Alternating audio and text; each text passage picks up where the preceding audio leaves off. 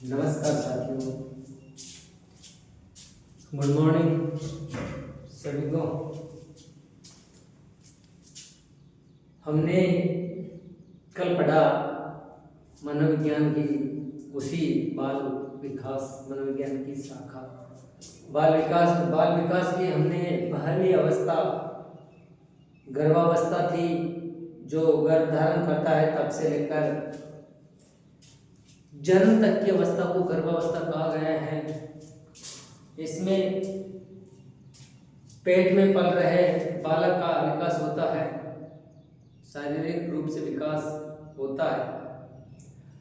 जैसे ही वो जन्म लेता है और जन्म के बाद में जन्म से जो पहली अवस्था है जिसमें सभी पक्षों का विकास होना शुरू हो जाता है, शेषवावस्था, और शेषवावस्था जन्म के बाद की अवस्था और बाल्यावस्था के पहले की अवस्था को क्या कहा है? शेषवावस्था कहा। शेषवावस्था साथियों, कल हमने पढ़ा कि शेषवावस्था जीवन का एक महत्वपूर्ण काल है।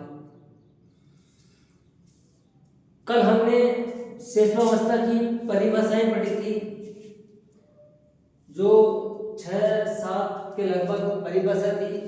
सभी परिभाषाएं आपके एग्जाम के लिए वेरी वेरी मोस्ट इम्पोर्टेंट है। किसी विद्वान ने क्या कहा है, किसी ने क्या कहा है, यानी कि शेषवावस्था को कुछ विद्वान अर्ध सपनों की कला बताते हैं कि बालक शेषवावस्थाओं की मध्य अवस्था जो 3 वर्ष के लगभग है वो उसमें अर्ध सपनों में रहता है। कुछ विद्वान कहते हैं कि प्रारंभ के 6 वर्ष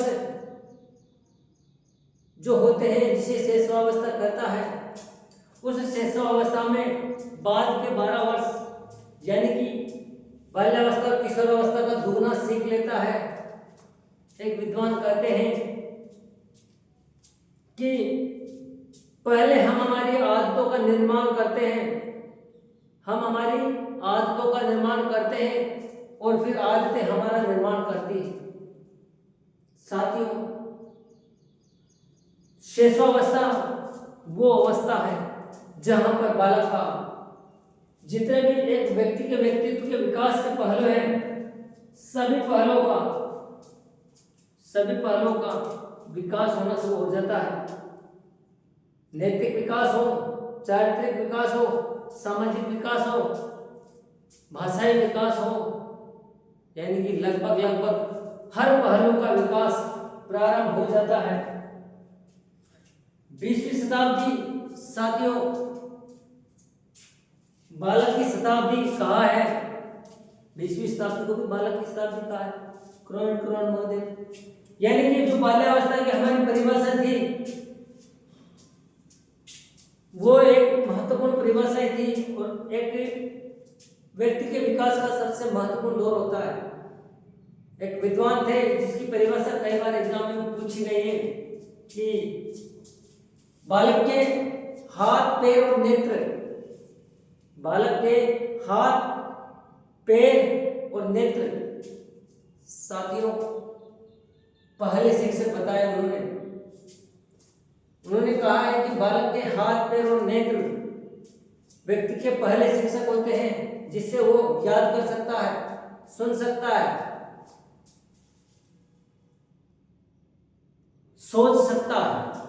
इस प्रकार शेषवावस्था को अलग अलग विद्वानों ने परिभाषित किया है, लेकिन परिभाषा यह है कि जन्म के बाद और बाल्यावस्था से पूर्व की अवस्था को शेषवावस्था कहते हैं। अब शेषवावस्था की विशेषता क्या है साथियों, आपको याद होना चाहिए कि अगर शिक्षा मनोविज्ञान पढ़ रहे हैं, मनोविज्ञान का जो क्षेत्र है बाल विकास, बाल मनोविज्ञान, और बाल मनोविज्ञान में आपको शेषवावस्था की विशेषता याद होनी चाहिए कि शेषवावस्था में बालक कैसा होता है, उसमें क्या क्या गुण पाए जाते हैं, क्या क्या उसका विकास होता है, किस तरीके की उसकी व्यवहार होता है। तो मैंने जो परिभाषाएं दी थोड़ा सा उसकी विशेषताओं का यहाँ पर जिक्र कर रखा है। जैसे मुंह से बोलना और एक लिख के याद करना सबसे बेस्ट होता है। कि मेमोरी में लिखने से पहले पढ़ेंगे, फिर लिखेंगे, फिर माइंड में चिंतन होगा, संज्ञान होगा, संक्रिया होगी, तो आपको शेषावस्था और बारीकी से समझ में आएगी। तो सबसे पहले आइए अध्ययन करते हैं। एग्जाम के लिए महत्वपूर्ण अवस्था है शेषावस्था, और शेषावस्था साथ ही 0 से 6 वर्ष, यानी कि जहाँ जन्म लेता है वहां से लेकर 6 वर्ष की अवस्था को क्या कहा है? शेषावस्था कहा है। और बाल विकास की अवस्था, बाल्यावस्था से लेकर किशोरावस्था की अवस्था को बाल विकास। लेकिन यहाँ पर शेषावस्था है, शेषावस्था की विशेषता क्या क्या है? अब शुरू करते हैं कि शारीरिक विकास में तीव्रता मोस्ट इंपोर्टेंट है साथियों। आपने भी देखा होगा, अनुभव किया होगा, देखना जरूरी है, देखा भी है, आप खुद उस अवस्था से गुजरे हैं कि शेषावस्था जब बच्चा जन्म होता है 2.5-3 किलो का वजन होता है, यही होता है, उसकी लंबाई इतनी सी होती है, ये भी होती है, ये भी होती है, ये भी हो जाती है। लेकिन जब शेषावस्था में होता है और शेषावस्था से बाल्यावस्था होता है, तो बाल्यावस्था से पहले की जो अवस्था शेषावस्था जन्म से, और जो बाल्यावस्था यानी कि 6 वर्ष तक बालक का सर्वाधिक शारीरिक विकास की बात की थी, तो सर्वाधिक विकास होता है, तीव्रता होती है, यानी कि 6 वर्ष की अवस्था तक बालक का आप खुद अनुभव कर सकते हैं, अपने वातावरण में देख सकते हैं कि जब शिशु, नवजात शिशु जन्म लेता है और जन्म लेने के बाद में जब वो 6 वर्ष का हो जाता है तो उसके शरीर का कितना विकास हो जाता है, कितनी वृद्धि हो जाती है। और बाल्यावस्था से किशोरावस्था तक जाते जाते जैसे बाल्यावस्था गुजरती है, एक स्थिरता सा आ जाता है, कम तीव्रता रहती है, विकास होता है, वृद्धि होती है, लेकिन शारीरिक रूप से कम होती है। और जब किशोरावस्था में जाता है तो किशोरावस्था में सर्वाधिक फिर तीव्रता दिखाई देती है। लेकिन अगर सर्वाधिक तीव्रता की बात की जाए, एक व्यक्ति के शरीर में अगर आपसे पूछ लिया जाए कि बालक के शरीर में सर्वाधिक तीव्रता, शारीरिक वृद्धि में सर्वाधिक तीव्रता किस अवस्था में होगी, तो आपका आंसर क्या होना चाहिए? शारीरिक विकास, शेषावस्था। आपका आंसर क्या होना चाहिए? शेषावस्था में सर्वाधिक तीव्रता होगी। दूसरे, मानसिक क्षमताओं का तीव्रता, यानी कि मानसिक क्षमता साथ में जब बच्चा जन्म लेता है 0 होता है, पशु के समान होता है, असामाजिक प्राणी होता है। लेकिन जैसे जैसे वो 1 माह का होगा, 2 माह का होगा, अपनी माँ को पहचानने लगता है, फिर अपने परिवार के सदस्यों को समझने लगता है, पहचानने लगता है, फिर वो कुछ छोटे शब्दों का उच्चारण करने लग जाता है, अपने शरीर का संतुलन करने लग जाता है। फिर 1 साल का होगा, वो धीरे धीरे पैदल चलना सीख जाता है, हाथों के बल पर चलता है, फिर पैदल चलना सीखता है, वस्तुओं को अपनी ओर खींचने की कोशिश करता है, एक दूसरे को देखकर डरने की कोशिश करता है, हंसने के सभी प्रकार से वो सीखना शुरू हो जाता है। लेकिन यहाँ क्या कर रहा है? मानसिक क्षमता, वो इस अवस्था में, शेषावस्था से जो 6 वर्ष की अवस्था है, इस तक पहुंचते पहुंचते उसमें सामाजिकता के गुण भी विकसित होना शुरू हो जाते हैं, नैतिकता के गुण भी शुरू हो जाते हैं, चारित्रिक गुण भी शुरू हो जाते हैं, आध्यात्मिक गुण भी शुरू हो जाते हैं, भाषा के गुण शुरू हो जाते हैं साथियों। भाषा के गुण लगभग बहुत ज्यादा विकास हो जाता है। इस प्रकार सर्वाधिक मानसिक क्षमता में तीव्रता होती है किस अवस्था में? अगर आपसे पूछ लिया जाए कि सर्वाधिक मानसिक क्षमता में, मानसिक विकास की क्षमता में सर्वाधिक तीव्रता किस अवस्था में होगी, तो आपको याद रखना चाहिए शेषावस्था। शेषावस्था कभी भूलना है। उसके बाद में दोहराने की प्रवृत्ति का विकास, साथियों शेषावस्था, शेषावस्था अनुकरण की अवस्था कहा जाता है, दोहराने की। क्योंकि जब आपने देखा होगा छोटे बच्चे, जब बड़े व्यक्ति उस परिवार के बोलते हैं तो छोटा बच्चा भी उनका अनुकरण करने की कोशिश करता है, उन्हीं शब्दों को दोहराने की कोशिश करता है, अगर गलत शब्द है तो भी दोहराने की कोशिश करता है। वो इस बात को नहीं जानता है कि अच्छे शब्द है बुरे शब्द है। तो साथियों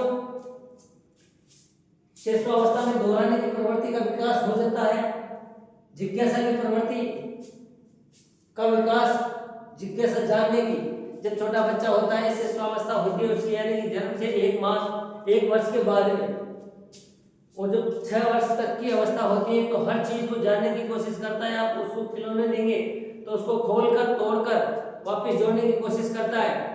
अगर कुछ शब्द कहेंगे तो उसको बार बार दोहराएगा, आपसे पूछेगा ये क्या है, कैसे है। तो साथियों यहाँ पर दोहराने की प्रवृत्ति भी, जिज्ञासा की प्रवृत्ति भी शिशुअवस्था में विकसित हो जाती है, यह विकास होता है। दूसरों पर निर्भरता की प्रवृत्ति, साथियों शिशुअवस्था जो बाल्यावस्था होती है, बाल्यावस्था के पहले की अवस्था शिशुअवस्था का है, शिशुअवस्था का है 6 वर्ष की अवस्था। इस अवस्था में बालक दूसरों पर निर्भर रहता है। साथियों अनुकरण के साथ साथ जब वो छोटा होता है अनुकरण करना सीखता है, उससे पहले की जो अवस्था होती है उसमें उसको खाना खिलाया जाता है, पानी पिलाया जाता है, दूध पिलाया जाता है, उसको बिठाने के चलने का सब सिखाया जाता है, यानी दूसरों पर निर्भर रहता है। स्व प्रेम की भावना, साथियों शिशु अवस्था में सर्वाधिक स्व प्रेम की भावना पाई जाती है। नैतिक गुणों का अभाव, साथियों शिशु अवस्था 6 वर्ष की अवस्था होती है, उसको इतना पूरी तरह से पता नहीं है कि बड़ों का सम्मान कैसे किया जाता है, क्या होता है। उसमें नैतिकता के गुण होना तो शुरू हो जाते हैं, लेकिन अभाव सा रहता है। समझ में आया? अभाव सा रहता है। सर्वाधिक काम प्रवृत्ति, फ्रायड ने कहा है कि शिशु अवस्था में सर्वाधिक काम प्रवृत्ति पाई जाती है, यानी कि शिशु अवस्था में सर्वाधिक कामुकता की प्रवृत्ति पाई जाती है।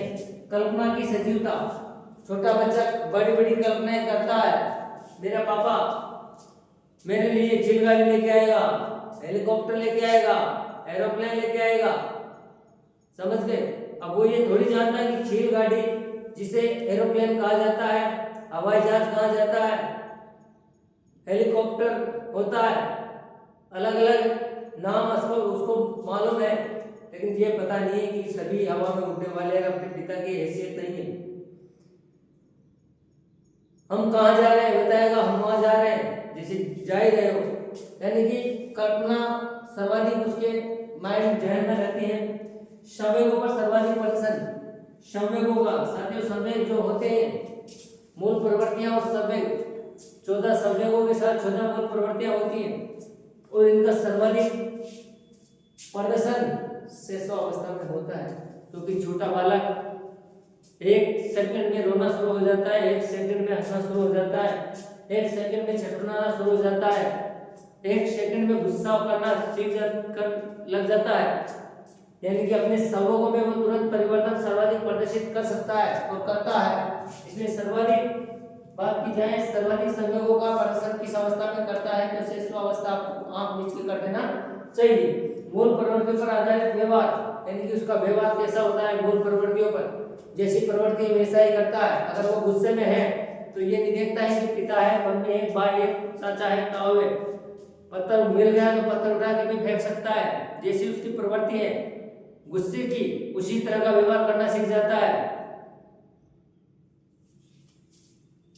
अनुकरण द्वारा सीखने की प्रवृत्ति, साथ ही छोटे बच्चे जो शिशु अवस्था होती है, शिशु अवस्था आपको पता है 0 से 6 वर्ष की अवस्था होती है, उसमें सर्वाधिक वो दूसरों को देखकर ही सीखता है, अनुकरण की प्रवृत्ति सर्वाधिक पाई जाती है। सामाजिकता की भावना का विकास प्रारंभ हो जाता है, सामाजिकता की भावना का विकास प्रारंभ हो जाता है, क्योंकि परिवार में जब लोग एक सामाजिकता का काम कर रहे हैं या कोई भी ऐसा काम करते हैं जिसको देखकर वो अनुकरण करता है, उसके साथ सीखता है, बड़ों के साथ बोलना सीख जाता है, बड़ों से बड़ों का, जैसे पापा, मम्मी, भाई, बहन, इन शब्दों का प्रयोग करना सीख जाता है। सामाजिकता का समाज में कैसे रहा जाता है उसका धीरे धीरे विकास होना शुरू हो जाता है, यानी कि प्रारंभ हो जाता है। जीवन का सबसे महत्वपूर्ण काल माना जाता है शिशु अवस्था को। साथ ही सीखने का आदर्श काल खिलौनों की आयु, जीवन भावी जीवन की आधारशिला और अतार्किक जीवन की आधारशिला, ये सभी शिशु अवस्था की उपाधियां दी गई है। तो साथियों शिशु अवस्था जीवन का महत्वपूर्ण काल है, आदर्श काल है, भावी जीवन की आधारशिला है। शिशु अवस्था 0 से 6 वर्ष की अवस्था, जन्म के बाद की अवस्था, बाल्यावस्था से पूर्व की अवस्था को शिशु अवस्था कहा गया है। विभिन्न विद्वानों ने जो वर्गीकरण किया है बालक के विकास का, व्यक्ति के विकास का, उसकी जो दूसरी अवस्था है शिशु अवस्था, आपको याद होना चाहिए कि शिशु अवस्था की विशेषता क्या क्या है। उसमें बालक का विकास कैसा होता है, उसका चारित्रिक नीति को समझ गए, सभी पहलुओं का विकास किस आधार पर होता है। सर्वे अब आपको इसमें महत्वपूर्ण याद रखना है कि बालक का सर्वाधिक शारीरिक विकास होता है। सर्वाधिक शारीरिक विकास किस अवस्था में होता है, शिशुअवस्था में होता है। साथ ही उसके शरीर का जितना जन्म लेता है उस समय वजन होता है, उस समय उसकी हाइट होती है उससे कई गुना ज्यादा हो जाती है। दोहराने की प्रवृत्ति पाई जाती है, जिज्ञासा की प्रवृत्ति पाई जाती है, दूसरों पर निर्भरता पाई जाती है, स्वयं प्रेम की भावना का विकास होता है, नैतिकता के गुणों का अभाव होता है। सर्वाधिक काम प्रवृत्ति फ्राइड ने कहा है साथियों, कल्पना की सजीवता है, संवेगों पर उसका सर्वाधिक प्रदर्शन मूल प्रवृत्तियों पर आधारित उसका व्यवहार होता है। जैसी प्रवृत्ति दिखाता है वो, जैसा उसका समय दिखता है वैसे ही व्यवहार करना शुरू कर देता है। अनुकरण द्वारा सीखने की प्रवृत्ति आपको पता है, सामाजिकता का भावना का विकास शुरू हो जाता है। जीवन का सबसे महत्वपूर्ण काल है, जीवन सीखने का आदर्श काल है, खिलौनों की आयु में जीवन का आधारशिला और साथियों आत्मिक जीवन की आधारशिला यानी कि तर्क वितर्क करना इस अवस्था में सीख शुरू हो जाता है बालक। तो साथियों और इस अवस्था में जैसे तर्क वितर्क करता है उसको जिस तरीके से संतुष्ट किया जाता है उसी तरीके से बच्चा समझ जाता है। इस प्रकार शेषावस्था की विशेषता आपको एग्जाम के लिए याद होना चाहिए। शेषावस्था को समझना है तो इनकी विशेषताओं को आपको याद रखना चाहिए। आज के लिए इतना ही, धन्यवाद।